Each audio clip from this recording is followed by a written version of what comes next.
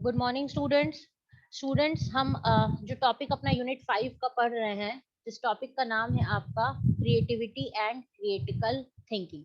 ठीक है, अपने लास्ट वीडियो में हमने ये समझ लिया था कि क्रिएटिविटी क्या होती है, फिर साइंस ऑफ क्रिएटिव माइंड भी हमने समझ लिए थे, और एक बहुत इंपॉर्टेंट टॉपिक इस यूनिट का हमने पढ़ लिया था कि क्रिएटिव थिंकिंग कितने टाइप की होती है।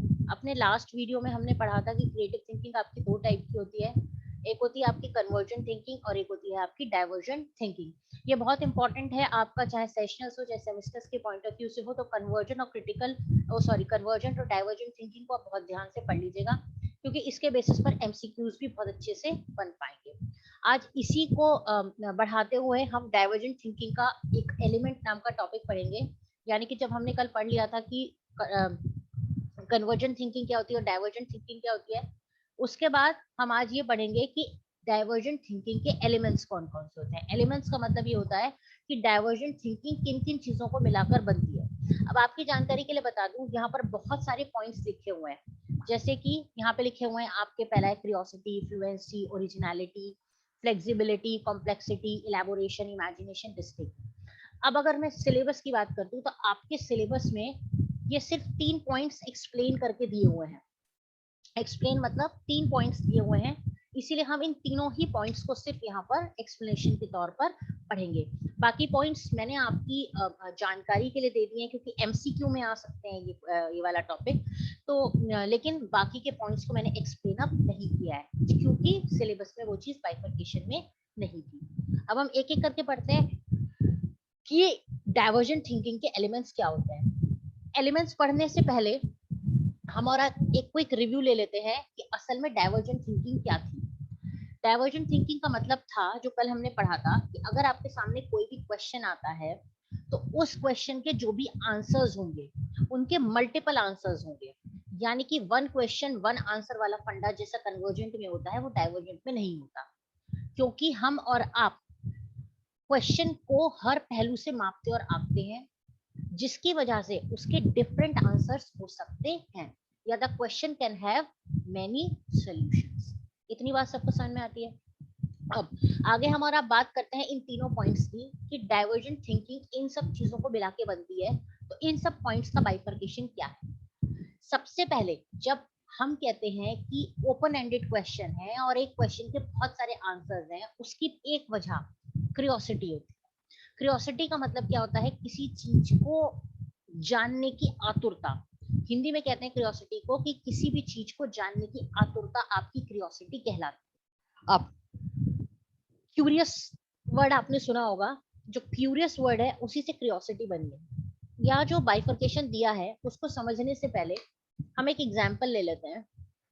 जैसे कि अगर हम एक छोटे बच्चे की बात करते हैं, छोटा बच्चा कहीं भी जाता है मार्केट में या कहीं भी कुछ भी जाता है, वो आपसे बहुत सारे सवाल पूछता है। कहता है ये क्या है, ये क्यों है, ये कैसे हुआ।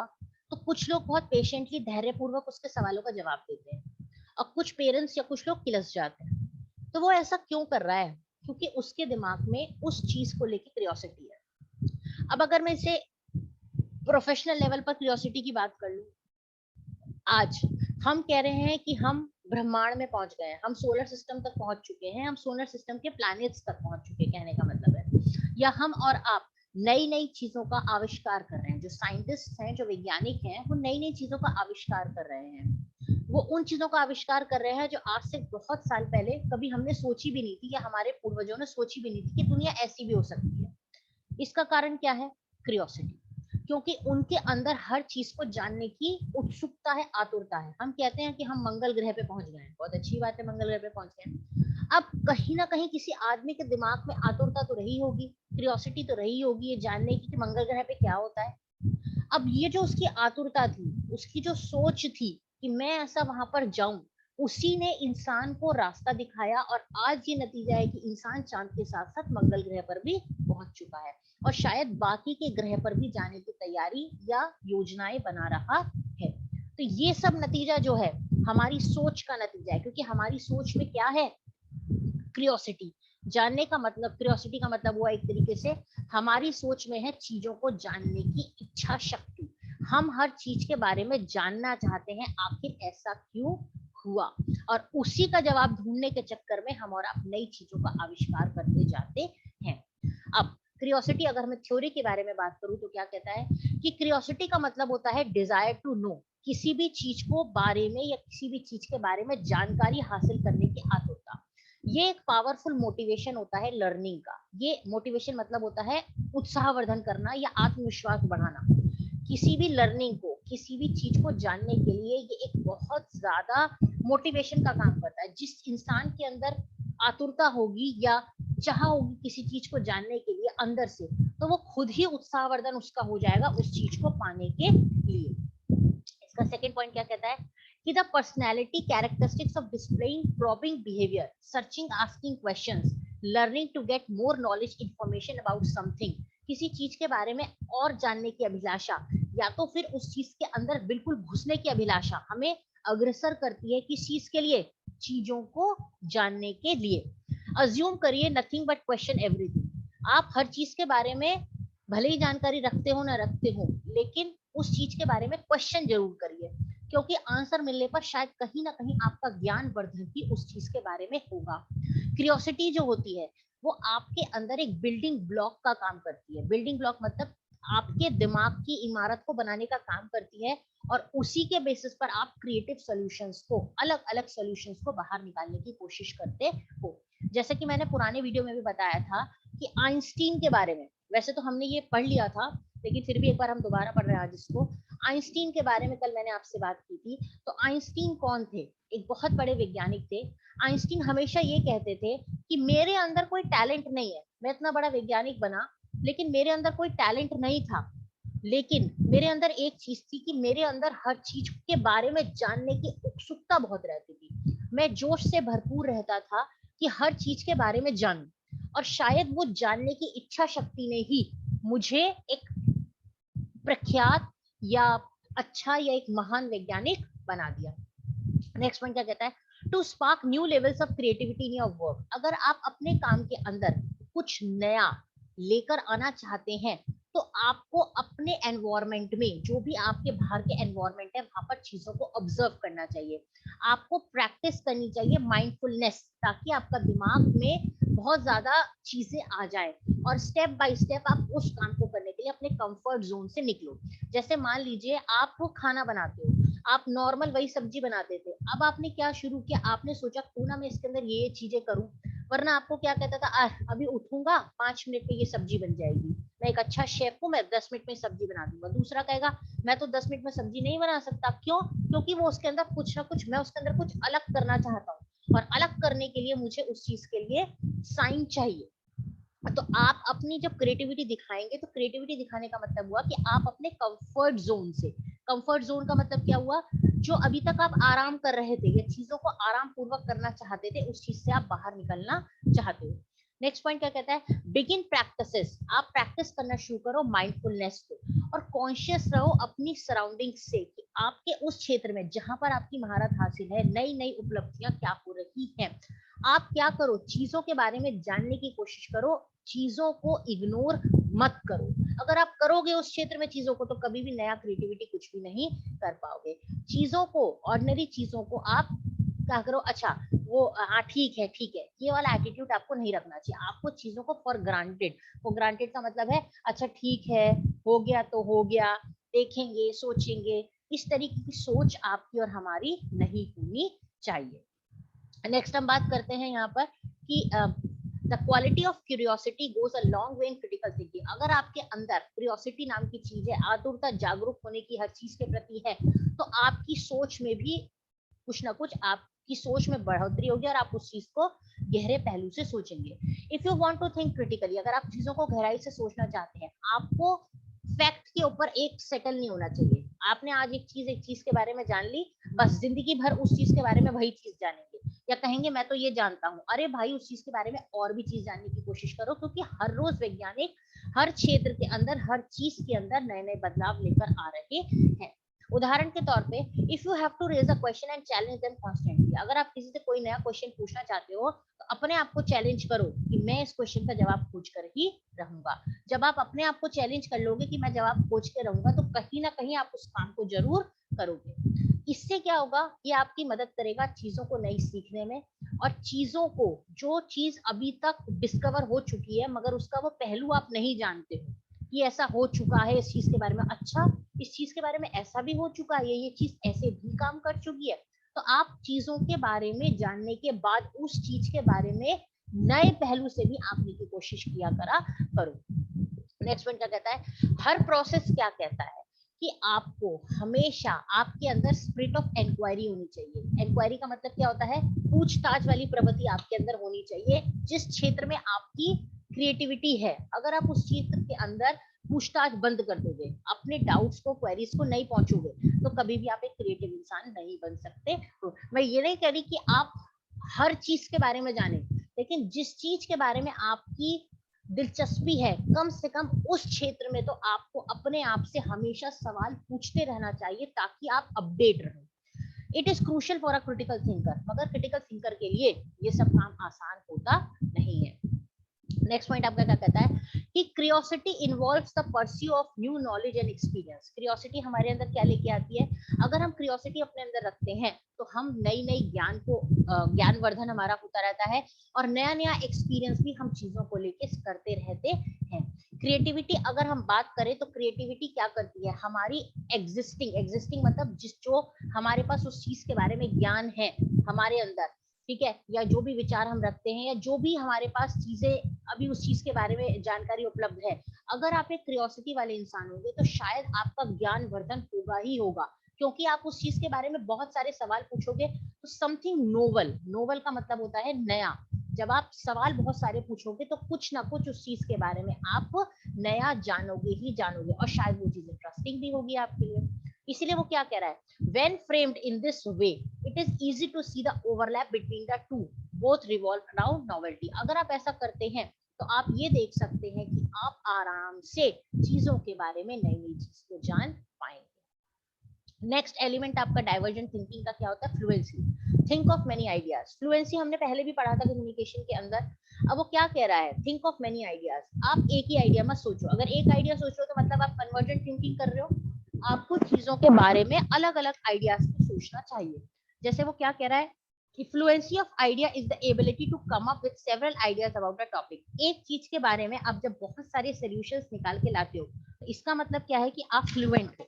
जैसे कि मैंने आपको पहले भी बताया था कि डाइवर्जेंट थिंकिंग का मतलब ही क्या होता है, मेनी सॉल्यूशंस। तो फ्लुएंसी क्या कह रहा है, फ्लुएंसी का मतलब हुआ जब आप किसी भी एक टॉपिक के अंदर बहुत सारे आइडियाज को, मतलब एक टॉपिक के बहुत सारे सॉल्यूशंस या उस टॉपिक के ऊपर बहुत सारे आइडियाज लेकर आते हो। जैसे आपको कोई चीज डेकोरेट करनी है, ठीक है, किसी चीज को सजाना है, तो कहते हैं ना मेरे पास इस चीज को सजाने के लिए बहुत सारे आइडियाज है, हम ऐसे भी कर सकते हैं, हम ऐसे भी कर सकते हैं, हम ऐसे भी कर सकते हैं। लेकिन कोई एक पर्टिकुलर चीज को सजाना होता है तो आप ये कहते हैं यार ये चीज वहां नहीं चलेगी, इस चीज को तो मुझे ऐसे ही करना पड़ेगा, क्योंकि और कोई चीज इस पर सूटअप नहीं होगी।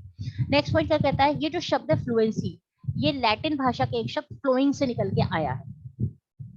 इसका मतलब क्या होता है, इस अगर आपके अंदर ये काबिलियत है तो इसका मतलब ये है कि आपके पास बहुत सारे विचार हैं जो कि आपके तरक्की की एक चाबी है।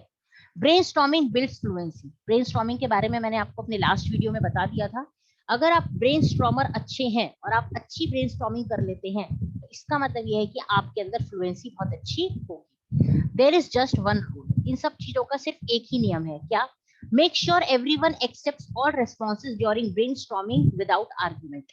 इस बात को आप ध्यान रखिए कि जो भी आप कह रहे हैं हर कोई इंसान आपकी बात को मान ले ब्रेनस्टॉर्मिंग सेशन होने के दौरान। आर्ग्यूमेंट्स बिल्कुल भी आपसे ना करे, बहसबाजी आपसे ना करे। देयर इज नो राइट और रॉन्ग हियर। यहाँ पर कोई चीज सही नहीं है, कोई चीज गलत नहीं है। जैसे कि मैंने अपने लास्ट वीडियो में आपको बताया था, अगर आपने किसी से क्वेश्चन पूछा व्हाट इज कम्युनिकेशन, अब किसी ने व्हाट इज कम्युनिकेशन में डेफिनेशन लिख दी, या किसी ने व्हाट इज कम्युनिकेशन में टाइप्स ऑफ कम्युनिकेशन लिख दिए, तो सब कुछ सही है, यानी कि कुछ भी राइट नहीं है और कुछ भी रॉन्ग नहीं है। देखा जाए तो व्हाट इज कम्युनिकेशन में सिर्फ एक लाइन लिखनी थी लेकिन सब कुछ लिख दिया है, तो इसका मतलब ये नहीं है कि ये सही है और ये गलत है, सब कुछ सही है। लेकिन अगर आपसे क्वेश्चन पूछा जाता है डिफाइन कम्युनिकेशन और आपने उसमें टाइप्स ऑफ कम्युनिकेशन लिख दिया तो मामला गड़बड़ है। तो डिफाइन कम्युनिकेशन जो है आपका कन्वर्जेंट थिंकिंग का आंसर है, वन क्वेश्चन वन सॉल्यूशन। लेकिन व्हाट इज कम्युनिकेशन आपका डाइवर्जेंट थिंकिंग का एग्जांपल है। जैसे कि यहाँ पे लिखा हुआ है देयर इज नो राइट और रॉन्ग हियर, यहाँ पे कुछ सही नहीं है और कुछ गलत नहीं है डाइवर्जेंट थिंकिंग के अंदर, मगर कन्वर्जेंट थिंकिंग में there is one right, there is one right and there is wrong ही रॉन्ग देयर। नेक्स्ट है आपका fluency is a valuable skill, ये एक बहुत इंपॉर्टेंट काबिलियत होती है जो प्रैक्टिस, जिसकी प्रैक्टिस आपको करनी चाहिए, क्योंकि when you have many different ideas, जब आपके पास किसी चीज के बारे में बहुत सारे आइडियाज होते हैं, आपके पास बहुत सारे ऑप्शंस होते हैं, आपका माइंड जो होता है वो फिजिबल हो जाता है, क्या सही है क्या गलत है, बहुत सारे सॉल्यूशंस होते हैं आपकी प्रॉब्लम्स के, तो आपको बहुत ध्यान से ही बहुत सारों में से बेस्टेस्ट सॉल्यूशंस को चुनना चाहिए, सॉल्यूशन को नहीं सॉल्यूशंस को चुनना चाहिए। ऑल इंडिविजुअल, हर इंसान जिसके पास अच्छी फ्लुएंसी होती है क्रिएटिव थिंकिंग की, उसके पास सोचने की शक्ति भी बहुत अच्छी तरीके से होती है, और आप एक चीज के ऊपर एक सवाल के बहुत सारे आइडियाज उस इंसान के दिमाग में आ जाते हैं।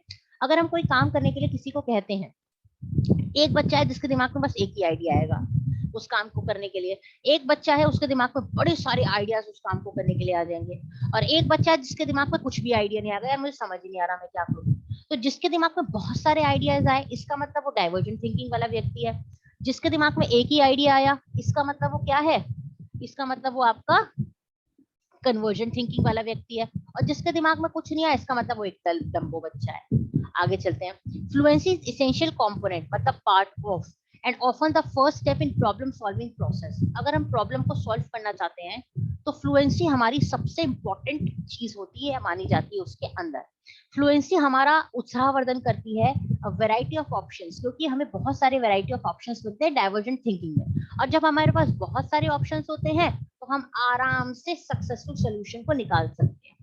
अगर पूरी पॉइंट को समराइज करूं 3 लाइनों में 4 लाइनों में, तो क्या कहता है, फ्लुएंसी एक ऐसी एबिलिटी होती है, काबिलियत होती है, जिसके तहत और अंतर्गत हम और आप बहुत सारे आइडियाज और रेस्पॉन्सेस को निकाल लेते हैं, ठीक है, बहुत सारे ऑल्टरनेटिव्स को निकाल लेते हैं, even when you are satisfied with your current idea. भले ही आप एक आंसर से सेटिस्फाई होते हो, लेकिन आप बहुत सारे आंसर्स को उस चीज पर निकालते हो। एक इंसान जिसकी बहुत ज्यादा फ्लुएंसी होती है क्रिएटिव थिंकिंग में, वो चीजों को अच्छी तरीके से सुन सकता है and many idea diverse ideas quickly, और जल्दी जल्दी वो अच्छे अच्छे आइडियाज को बाहर निकाल सकता है। नेक्स्ट पॉइंट आपका क्या कहता है, ओरिजिनलिटी।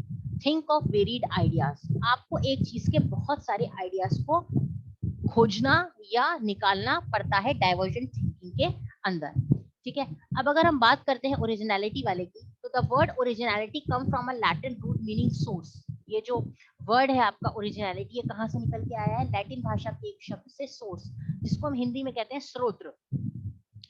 ओरिजिनलिटी का मतलब क्या होता है, ये एक ऐसी काबिलियत होती है जो हमारे अंदर आती है with fresh, unusual, unique, extremely different और complete novel ideas and responses. ये एक ऐसी काबिलियत होती है जो एक इंसान के अंदर आती है जब कोई उसके अंदर दिमाग में कोई विचार आता है जो कि फ्रेश होता है, अनयूजुअल, ठीक से हटके होता है, यूनिक, एक ही होता है, एक्सट्रीमली डिफरेंट, दूसरा उसके जैसा कोई नहीं, या तो फिर कोई नया आइडिया आता है और रेस्पॉन्स आता है उसके दिमाग में। इट इज हाउ यूनिक, कितना अलग है ये, and out of this world your solutions are, मतलब हम तो उस चीज के बारे में सोच ही नहीं सकते थे, यानी कि बिल्कुल आउट ऑफ द वर्ल्ड है वो चीज, मतलब इतनी बढ़िया सॉल्यूशन तुमने इस चीज का निकाला। कई बार हम ये स्टेटमेंट अपने घर में किसी ना किसी चीज के लिए इस्तेमाल जरूर करते हैं, वाओ हम तो सोच ही नहीं सकते थे, तुमने जो बात सोच ली वो चीज तो हम कभी सोच ही उस चीज के बारे में नहीं सकते थे। नेक्स्ट पॉइंट क्या कहता है, being able to get away from the obvious and commonplace to generate novel ideas and responses। ये तो पॉइंट मैंने आपको बता दिया।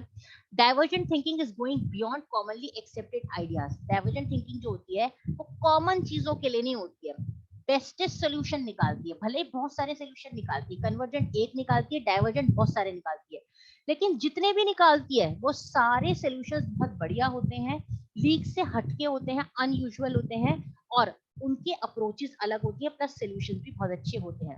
अ नोवाइस यूजर, नोवाइस यूजर का मतलब क्या होता है, जो एक नया यूजर होता है, जिसने अपने अंदर ओरिजिनलिटी लाई हुई होती है, will be able to offer unusual responses to challenges। वो challenges को अलग अलग responses देता है, अगर एक ही response देगा तो मतलब convergent thinking कर रहा है। These responses will be unexpected and unfamiliar।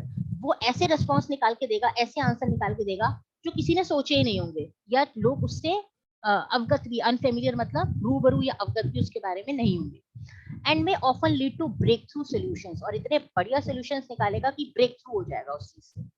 Next point आपका क्या कहता है, ओरिजिनलिटी विद क्रिएटिव इंडिविजुअल्स, जिसके अंदर जो क्रिएटिव लोग होते हैं अगर उनके अंदर ओरिजिनलिटी होती है तो हम ये कहते हैं कि that of finding a new ways to various existing conditions, कोई चीज आपके पास उपलब्ध है उस चीज को और बेटर हम कैसे कर सकते हैं, वो आइडियाज जिसके पास होते हैं वो हम कह सकते हैं कि वो एक डाइवर्जेंट थिंकिंग वाला व्यक्ति है। और बहुत सारे आइडियाज, एक आइडिया नहीं, एक है तो कन्वर्जेंट थिंकिंग, बहुत सारे हैं तो डाइवर्जेंट थिंकिंग, और वो भी बेस्ट टेस्ट वाली बात, क्योंकि वो उसके अंदर नया मॉडिफिकेशन लेके आता है और एग्जिस्टिंग कंडीशंस को और अच्छी तरीके से और अच्छा बना देता है। अगर इस चीज को मैं दूसरे शब्दों में कहूँ तो वो ये कहता है कि originality doesn't necessarily refers to thinking of complete new idea. Originality का मतलब ये नहीं है कि आप पूर्णतः उस चीज के बारे में कुछ नया सोचो, चाहे थोड़ा थोड़ा सोचो उस चीज के बारे में, लेकिन कुछ नया सोचने की कोशिश करो। नेक्स्ट पॉइंट आपका क्या कहता है, इट इंक्लूड मॉडिफाइंग एग्जिस्टिंग और